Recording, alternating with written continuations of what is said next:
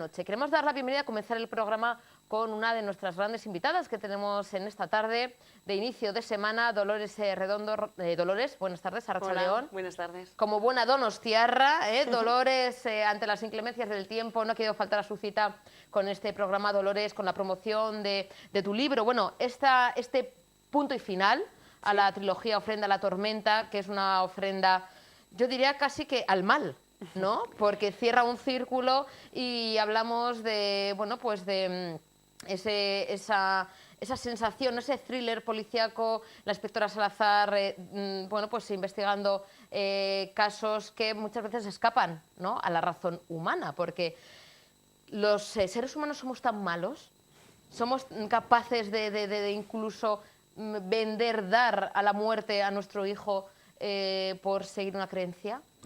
Bueno, ese tipo de crimen, el crimen en el que la víctima es un niño, por desgracia no me lo he inventado yo, lo tenemos a la orden del día en la prensa, cada día podemos ver, siempre resulta inconcebible, siempre resulta difícil de digerir que se haga daño a un niño, pero cuando es quien debería protegerle, quien debería cuidar de él, quien le daña, pues es todavía más incomprensible. Es una constante en toda la trilogía. La propia Amaia Salazar sufre maltratos en su infancia, sufre esta presión de saber que hay alguien que debería protegerle, su propia madre, y que sin embargo pues intenta dañarla. Y eso le hace tener un gran compromiso con las víctimas y no conformarse con las soluciones que ha ido encontrando hasta ahora. Y a través de esta novela y de la mano de Amaia pues iremos cerrando y encontrando esas preguntas que quedaron en suspenso, que quedaron por ahí sin responder y bueno, adentrándonos en este mundo terrible de los que dañan a sus niños y de los que son capaces de ofrendarlos al mal.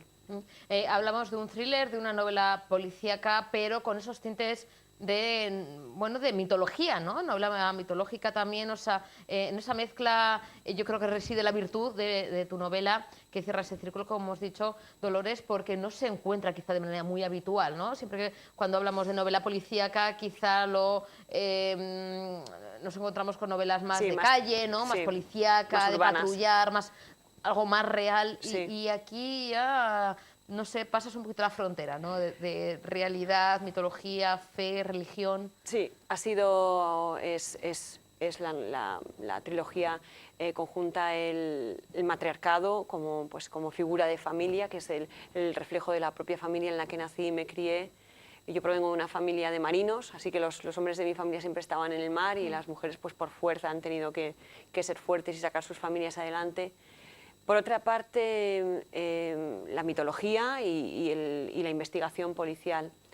Pero es en esta novela, esperado a la tercera novela, para contar precisamente que todo esto que pueda parecer aparentemente, entre comillas, fantástico, llamémoslo mágico, todo esto que tiene que ver no solo con la mitología, sino con la fe, las creencias y todo lo que la gente es capaz de hacer por lo que cree, es más real y tiene más eco en nuestros días que lo que pueda parecer.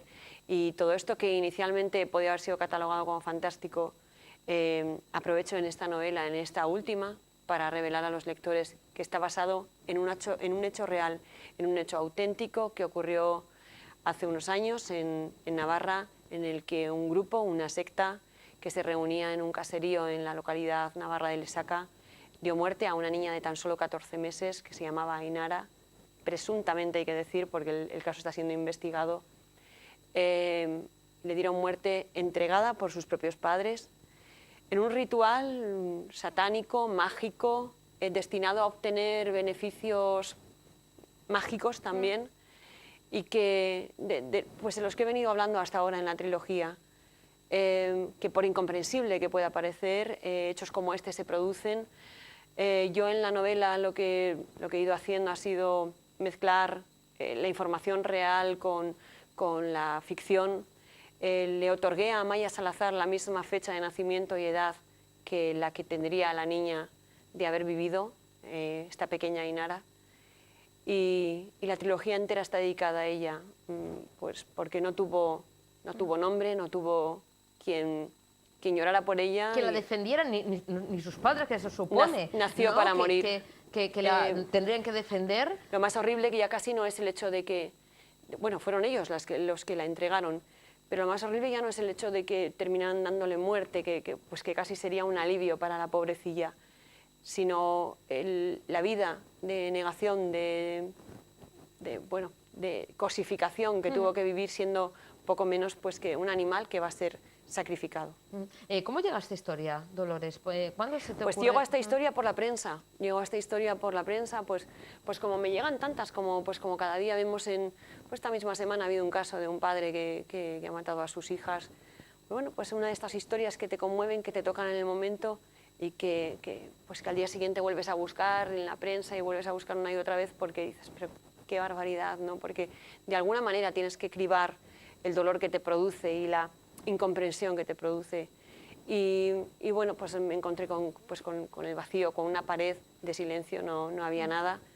Y bueno, pues con el tiempo, pues según he ido avanzando con las novelas, pues he ido sabiendo más cosas, he llegado a conocer el lugar donde ocurrió, pues he podido hablar con personas que estuvieron cerca. Y bueno, pues es una mezcla.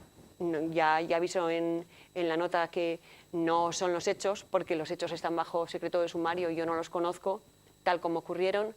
Si llegaron a conocerse fue porque una de las personas que participó en esta orgía satánica, pues con el tiempo pues no podía vivir con el peso que le producía en la conciencia y un día fue a la policía y lo denunció que no podía vivir con esto y denunció a todos los participantes. Y lo más curioso es que, bueno, casi todos cuando imaginamos cosas como esta, ¿no? Una secta satánica, sacrificando a un niño, pues no sé, nos imaginamos a la familia, ¿no? A la secta aquella de Charles Manson, ¿no? Todos enloquecidos y drogados y bueno, pues en una orgía de drogas y de alcohol.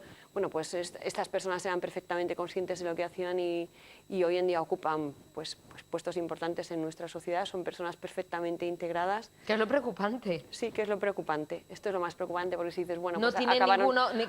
tampoco ni... Si dices, bueno, mira, pues, todos acabaron mal y bueno, pues dices, bueno, pues gente oscura, pues marginal, alguien piensa en algo como muy marginal, como muy oscuro. Bueno, pues no, son personas que se integraron a la vida, se dispersaron, se integraron a sus vidas con normalidad y les ha ido muy bien. Dolores, también da un poco de, bueno, pues, no sé, de miedo, de, bueno, forma de un poquito plantearse la situación y yo siempre digo que los primeros, muchas veces responsables de cómo se trata la información, los primeros responsables son los medios de comunicación, porque cuando ocurren casos de estos, se da la noticia, un día, dos, al tercer día deja de ser noticia.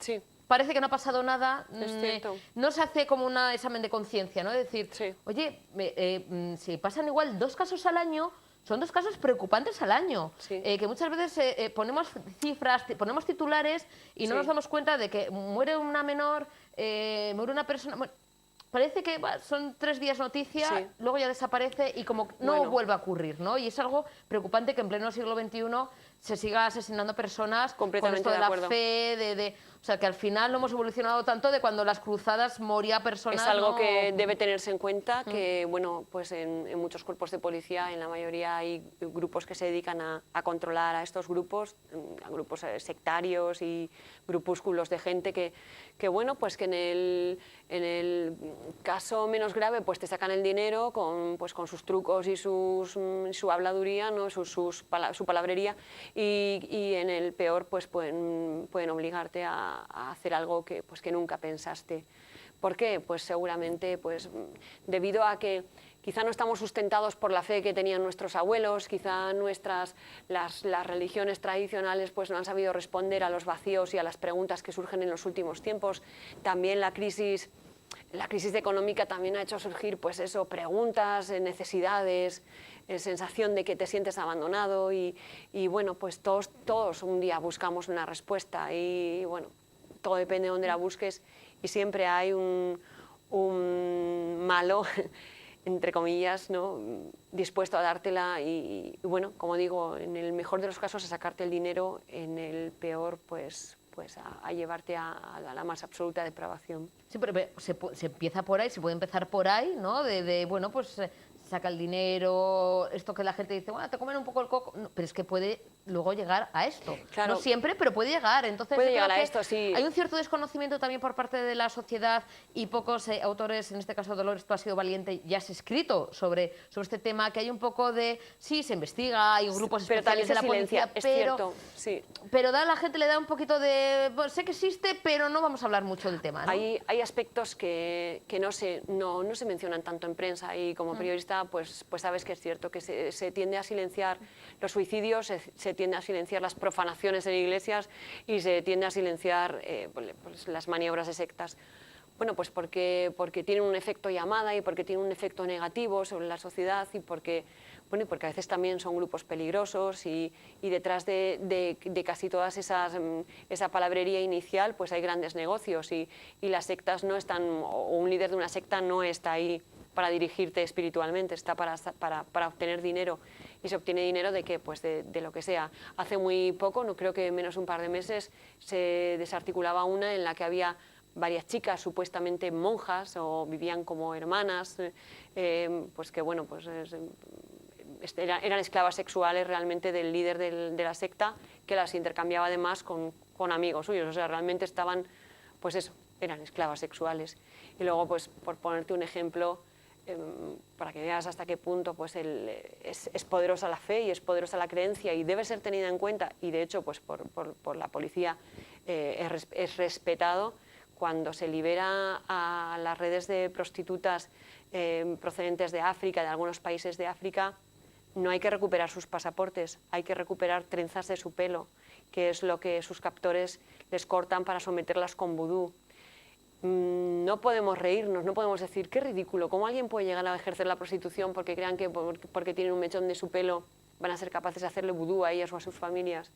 Pero lo cierto es que ellas viven aterrorizadas y esto hay que respetarlo. Si ellas creen en eso y si ellas son capaces hasta de morir por eso, pues eso es poderoso. Y es al fin y al cabo lo que planteo en toda la trilogía, que todas esas, con una base mitológica preciosa, que yo he utilizado la nuestra, la del País Vasco, la de Navarra, con una mitología preciosa, pero con otras partes más oscuras que, bueno, pues conducidas por la persona adecuada, con la capacidad de seducción necesaria, pues pueden llevarte a creer que formas parte de algo más especial, y a quien no le gusta sentirse especial. Bueno, luces y sombras que encontramos en tu novela, Dolores, como en la vida de los personajes, porque también ahondas un poquito en los recovecos, ¿no?, de cada uno de los personajes que aparecen en esta ya final de la trilogía. Quizá el hilo conductor es la transgresión constante. Una, la transgresión del propio ser humano buscando su parte divina, queriendo tocar, pues eso, un dominio, queriendo dominar lo que hay a su alrededor, su vida, su destino. Y por otra parte la de la propia Amaia Salazar, que también, bueno, pues busca respuestas, pero también se ve impelida a ser transgresora, ¿no?, casi obligada en una circunstancia en la que debe decidir. Pero bueno, Amaia es, pues como la mayoría de las mujeres que conozco, muy segura, muy capaz. Y bueno, aunque se siente confusa cuando toma una decisión, apechuga con ella y acepta las consecuencias, que es otro de los grandes temas de la novela, aceptar las consecuencias de lo que haces. ¿No te da un poquito de pena desprenderte ya de Amaia Salazar? No me desprenderé nunca de Amaia. Amaia siempre vive, estará ahí, ¿no? Vive ¿Puede dentro volver? de mí. Sí, porque, a ver, imagínate, en el proceso de escribir 3 novelas y toda la documentación que supone y la de veces que he ido a Baztán y bueno, lo muchísimo que he aprendido de tantas cosas, pues en ese camino se abren muchas más posibilidades que no aprovechas, que dices, bueno, tengo que seguir la historia hacia donde iba, pero constantemente surge la posibilidad de ir por un lado, por otro, de contar otras historias, de hablar de otro tipo de delitos, de explorar más algunos personajes que están cerca de Amaia y que son muy, muy interesantes y que se han quedado ahí en el tintero, que se han quedado en mi cabeza y que dan para muchas más novelas, para muchas más historias. He aprendido mucho de ella y además, sobre todo, ella me gusta mucho. Entonces es fácil cuando un personaje te gusta, pues en la cabeza pues siguen surgiendo sus palabras, sus pensamientos, sus deseos. Volveré con Amaia, no inmediatamente, ahora voy a dedicar un tiempo a ser yo la que lleve Ofrenda a la tormenta a mis lectores, pues como hoy que estoy aquí contigo y antes no había podido estar porque estaba escribiendo. Y luego llega el momento de ponerse a escribir. Primero tengo otro proyecto, una cosa que también lleva mucho tiempo ya dentro de mí, ya pide paso con mucha fuerza y hay que sacarlo ya, pero sin duda volveré con Amaia Salazar. Bueno, gusta Amaia Salazar y gusta tus novelas, esta trilogía que ha sido respaldada por parte del público y de la crítica especializada. Y eso yo siempre digo que es un gran mérito porque raro. Es muy raro. Es raro que se den las dos a la vez. Que guste a los lectores. Desde luego mi sombrero va para el lector, que es el soberano y que es pues, el que decide al final y que muchas veces las críticas pues, le dan como bastante igual, ¿no? Pero sí es verdad que tiene que haber un afán de hacerlo mejor, de mejorarse con cada libro y bueno, escribir es lo que más me gusta hacer, pero escribir mejor me gustaría más. Así que, bueno, con cada libro seguiré intentando mejorar, intentando contar una buena historia mejor contada y seguir llegando a esos lectores, pero también crecer como autora, es normal. Bueno, Dolores, tengo que decir que he empezado ya con tu novela, que la voy a devorar este fin de semana que marcho a Madrid en autobús. Muy bien. Es decir, en esas 5 horitas más o menos, depende del conductor, que tardaré en ir a Madrid, después para ver a mi chiquitina, a mi sobri, después otra horita en tren, me voy a acabar la novela. Es más, yo quiero luego poder darnos el contacto en Facebook para ya, con el final, porque ahora mismo no sé el final, darte también un poquito, si te parece, mi opinión, porque ya me he enganchado y me lo voy a llevar. Y la gente me dice, ¿y no te mareas en el autobús? ¿No te vas a marear leyendo? Es que estoy deseando que llegue el momento para terminar la novela. Me encanta viajar en tren por eso, por poder leer. Así que hablaremos, seguro que disfruto mucho terminando tu novela, esta trilogía, pues espero, punto y final. final. Que me lo cuentes. Y te lo contaré, Dolores. Muchísimas gracias, un auténtico placer. Gracias a ti. Es que ricasco. Nos vemos dentro de poquito con ese nuevo proyecto. Espero que vengas aquí a presentarnos todos los detalles. Gracias, Dolores. Un placer. Hacemos una pequeña pausa para la publicidad, muy rápida, y a la vuelta continuamos con más temas y con más invitados en esta tarde de lunes.